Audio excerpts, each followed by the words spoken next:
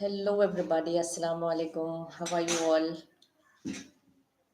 Going live after a long, long time. But yeah, thank you so much for joining. Just let me know where are you joining from. If you have joined, just tell me where exactly are you joining from. So today it's a very crucial topic that we are going to talk about the bullying, what is happening to teens, and how do we recognize, when kids are being bullied. What are the signs? How do we avoid these things? We're going to talk about all these things. So whoever is there with me joining, just let me know where are you from. Okay, thank you so much. Yeah, just put it in the chat box. Where are you from? So we have a lot of I would say anticipations, like we have to learn something about cyberbullying or about bullying of children. What happens when these predators are coming and trying to bully our children? How can we react or respond to all these things? How many of you have got that particular thing in the mind that I'm clueless? Recently, the tragic end of this boy has brought lot of queries and questions around us, like what has to be done as parents, right? We all have that particular thing. So I have come up with certain things, my limited knowledge, whatever I know about this, I have come up with my own remedies, inshallah. May that be, I hope it brings a lot of insights to all of you, inshallah. So the very first thing that we all have to identify, I mean, this particular thing, initially I have structured my entire talk wherein I'm going to talk about at least four or five, tips for teenagers, what they have to do, and then we have some tips for parents also. So my initial remedies or my tips will be for teenagers. So whoever is watching, kindly share this particular video with those parents who has teenagers with them, who has got teenagers, so let them also take the benefit, inshallah. So coming taking it forward, the first thing that teenagers must have is here, whenever they see that bullying is taking place, it's a very crucial time. I understand that this is a time where we are clueless, we don't know what has to be, what we have to do, and how to take care of all these things. So to address and prevent this kind of incidents, we have to initially train our teenagers. The very first thing that we need to tell is how to communicate assertively. So assertive communication has to be trained to our children. So the first thing is teenagers must know how to respond to bullies. If they are identified as very weak person, if the victim seems to be weak, the predators or the people who are trying to oppress this person, these oppressors are taking their own turn. They become more stronger and it becomes very easy for them to attack. So we have to be very firm here. So what is this assertive communication? We have to teach them that whenever somebody is coming and trying to bully us, you have to use a method called as broken record method. So what is this actually broken record method? Trying to be very firm in the talk, telling only one statement, repeating that statement, and without having any kind of emotions. See, what happens is the more you start showing up your emotions, the person on the other side gets that it is fueled.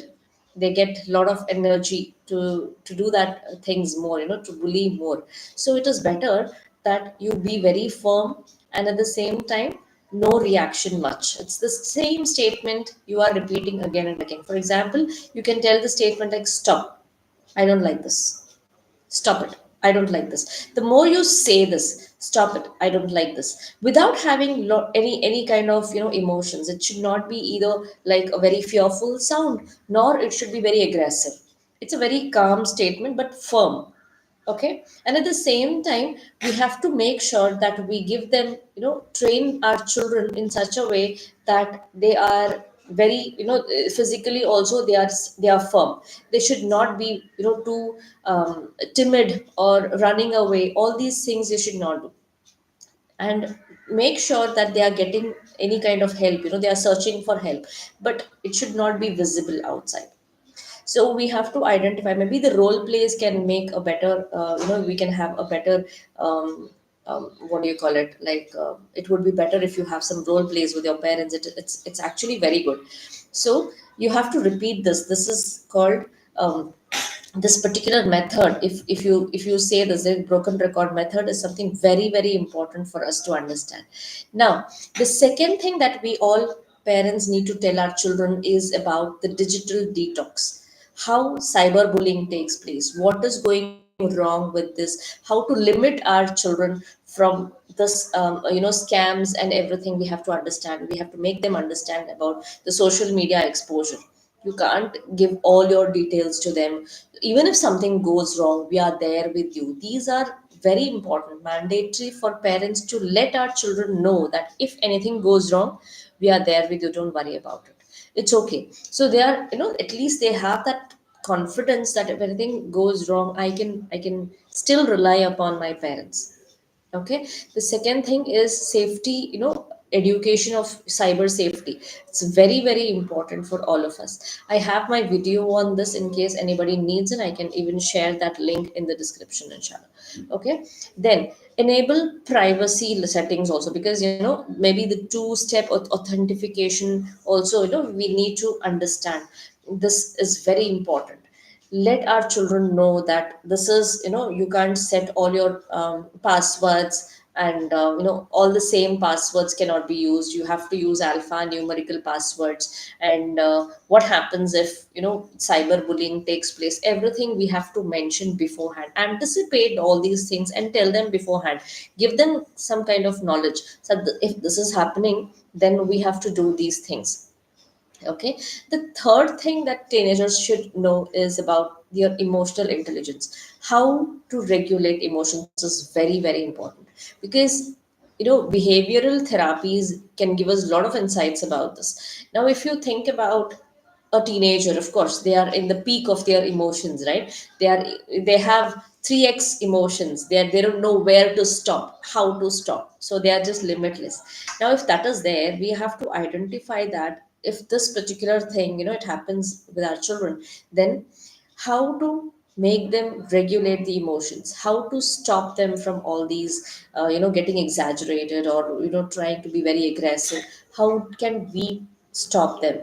This has to be trained to our children. We have to train our children.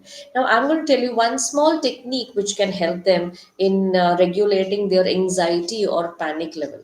Okay. What happens when we are panicky, we are trying to be, fearful about the situation? It becomes totally, our mind becomes blank, and the prefrontal cortex becomes blank, and we are not able to actually identify what is happening in and around us, so we don't know how to respond. So at this point of time, we have to be mindful and also stay calm. This is very important. So I have this method called 5 4 2 5 4 3 2 1 method. Okay. So it's nothing but the grounding exercise which can make you or help you to stay back, stay calm, and ground, get grounded. So that is the thing. So how do we do this?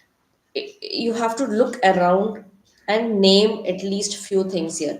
So 5 things that you can see. Just start naming 5 things that you can see around.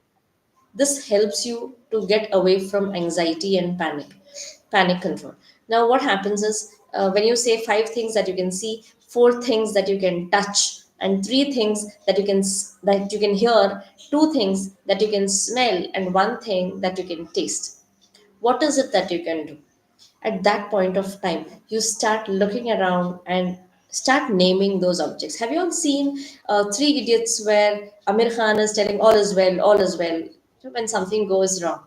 What is the reason behind this? Again, he is diverting his attention and bringing himself to that level where he can concentrate on being mindfulness. That being mindful in that particular environment and that particular position. How to be mindful? It's like, he's diverting that attention. Whatever people are doing is not the thing right now. What have I got to do about it? How will I manage the situation?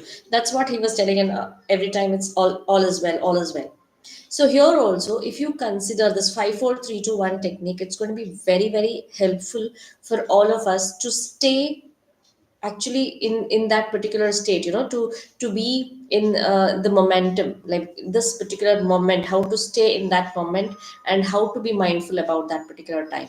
So this is very important. Try to tell this to your children. Five things, if you are panicking, five things that you can see around you, four things that you can touch around you, three things that you can hear, two things that you can smell, and one thing that you can taste. So this becomes very easy for them also to be mindful. Okay.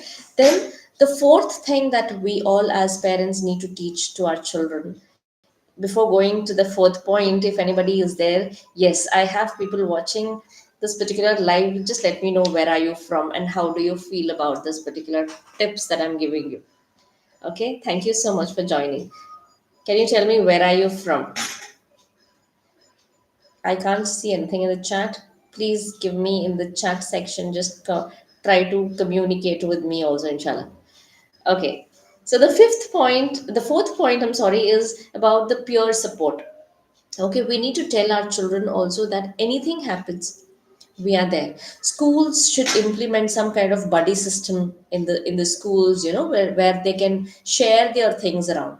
Whatever is happening, anything that is, they feel isolated, they feel that they are not able to cope up with the studies, they are feeling pressurized. Anything happens, let them share. Buddy system really works well when you have teenagers, especially 8th, ninth, 10th grade students. It should be implemented. Okay, so this is one of the tips, and also self defense. The fifth point is about self defense. We have to give a lot of ideas how to defend yourself. Okay, the first thing is about the posture.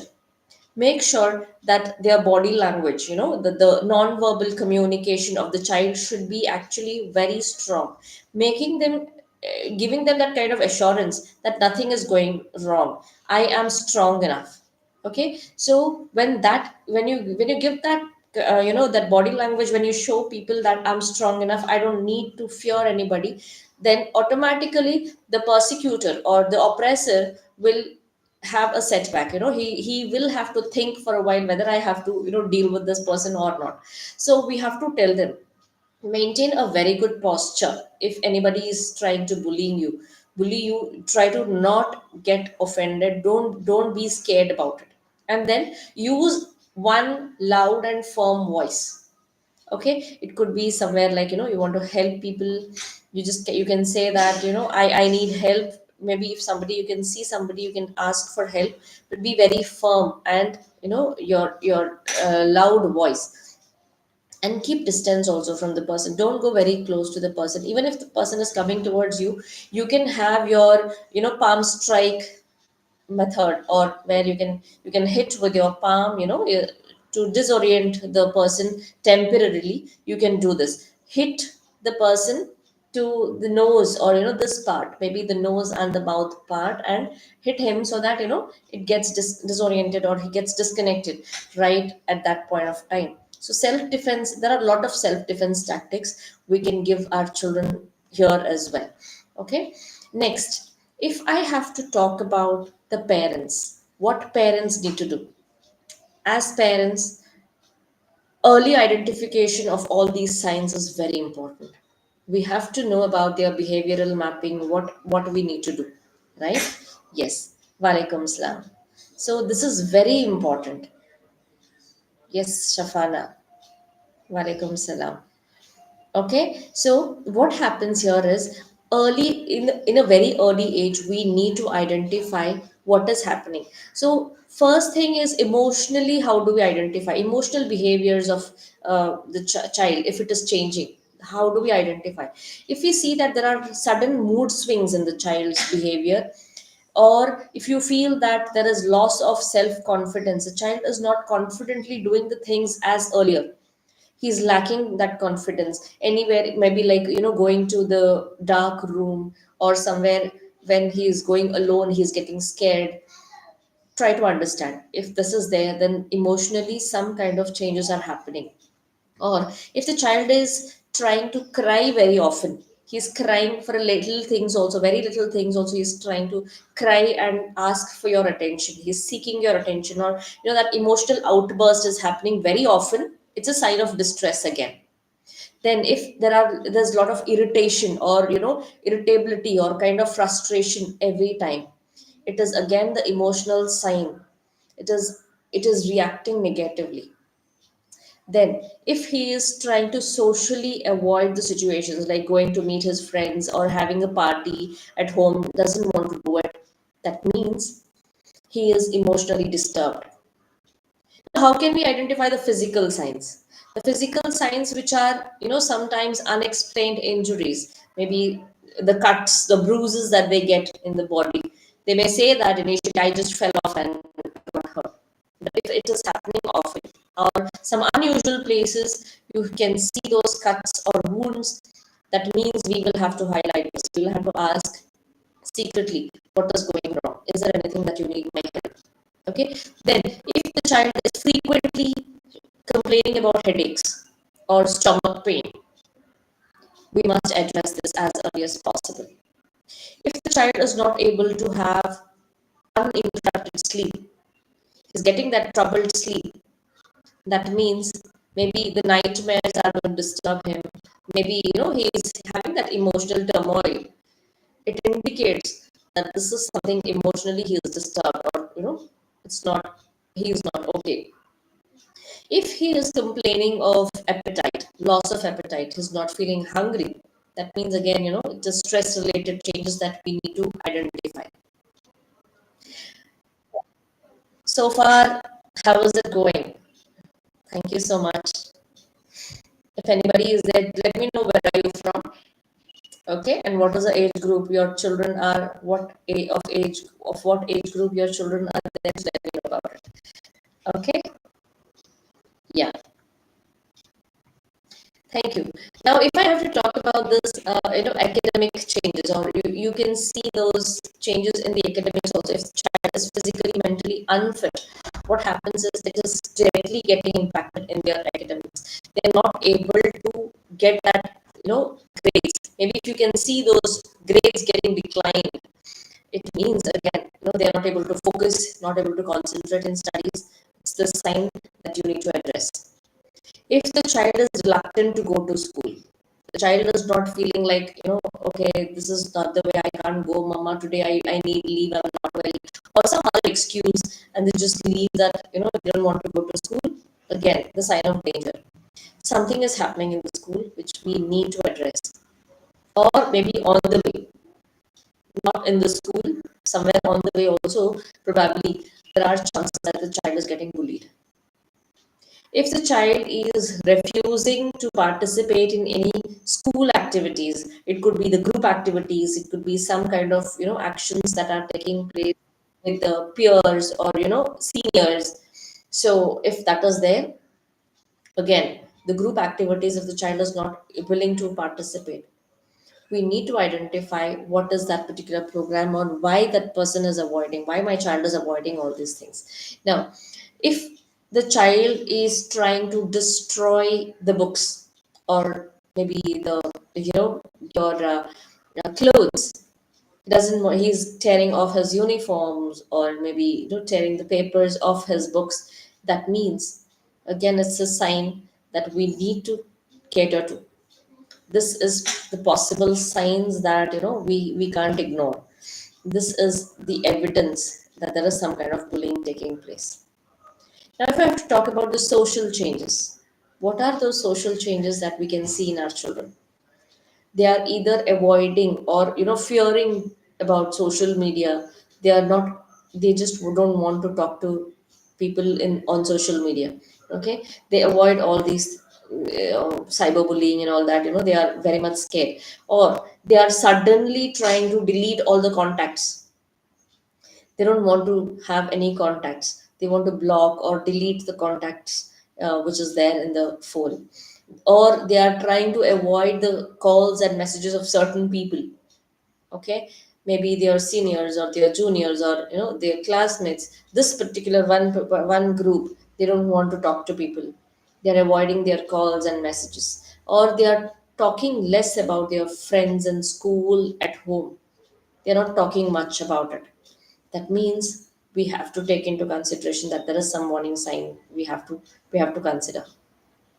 Now, what are the psychological warnings? Again, psychological warning which cannot be very evident at times. We have to identify as parents. If they are secretive, if they are having a lot of secretive behaviors, like they are hiding maybe some kind of details, they don't want to talk to us. Okay, if that is there, it is very important for us to understand. Again, if the child's self-worth, or that self, he's trying to blame himself a lot of times. I'm responsible for all this. Why did I ever join the school? Or why did I ever come to this world? This kind of talks, if he's trying to blame himself, his self-worth he's trying to put himself low. Again, we need to consider this. And certain, he is avoiding to go to certain places. If that is there, trying to give that, maybe he's not allowing parents to go to long journey, or maybe avoiding certain places or areas. Maybe this particular locality they don't want to go. That means, we have to address that personally. What is it? Without judging the person, without judging the child, we have to talk to him and openly try to communicate, try to help him out. Okay, the fourth one is about the thoughts of self harm or suicidal thoughts. If the child is having this kind of thought, he's getting offered this suicidal thoughts, that means this is a matter of concern. And if he is not able to talk to you, maybe he feels that, somewhere he's trying to use some kind of sharp knife or blade, or trying to harm his fingers or something, immediate action has to be needed. We have to take this action immediately. Okay, again, we have to give them some kind of, as I told, it is cyberbullying, it has to be monitored. We have to give them lot of ideas about these things.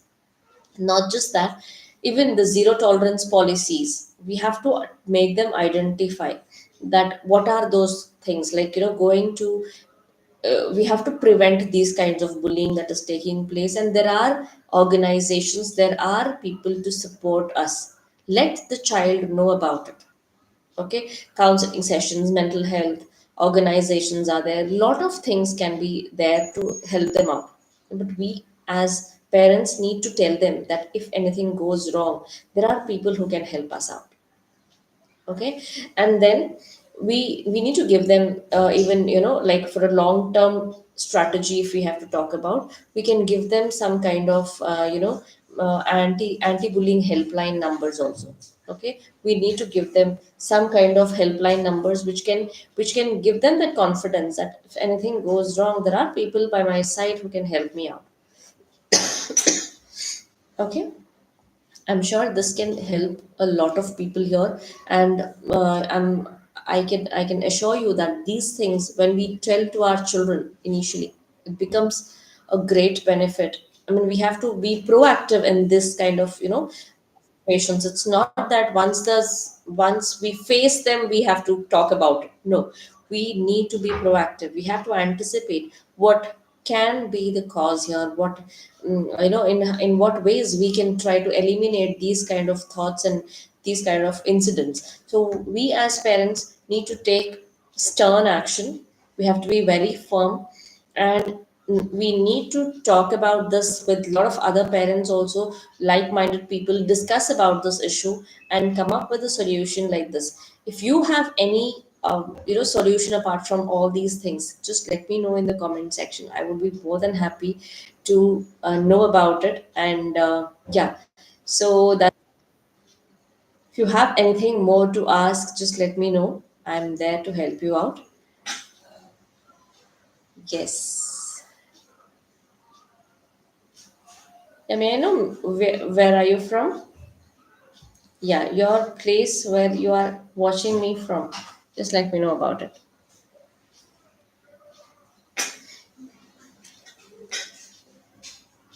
Okay, thank you so much for joining.